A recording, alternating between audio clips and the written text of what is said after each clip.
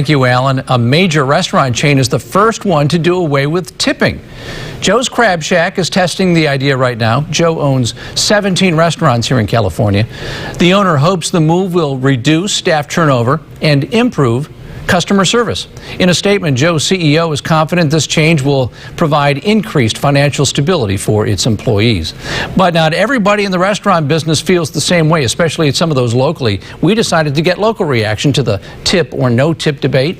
News Channel 3's Tracy Laird joins us live from Santa Barbara. And Tracy, you found out restaurant workers in California actually have it pretty good compared to workers in other states. So the question is, will this no tipping catch on here?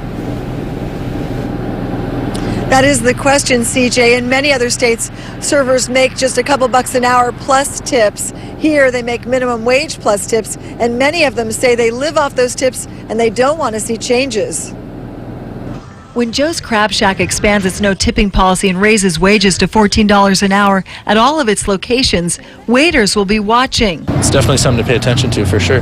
Some say they've grown accustomed to tips. We get minimum wage, California minimum wage, plus tips, so it's good. It gives you an extra incentive to, maybe go a little bit above and beyond, and, it makes it to where you're in control of your earning potential. His boss agrees, saying foreign countries that frown on tipping aren't known for great service. The service is god-awful. I mean, it's horrendous. Like, you walk into a bar in Australia and you might not get talked to for 30 minutes.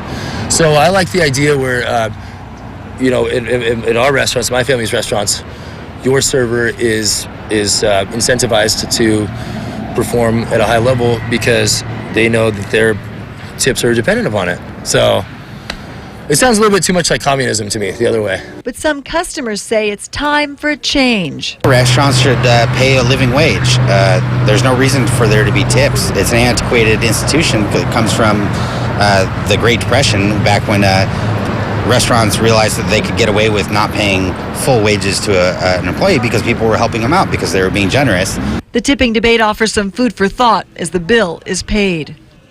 Now, there used to be a Joe's Crab Shack in Ventura, but it closed in September to make way for development. So the closest ones are down in Redondo Beach and San Francisco, and there are more than 100 of them in the U.S. In Santa Barbara, Tracy Laird, News Channel 3. Okay, thanks.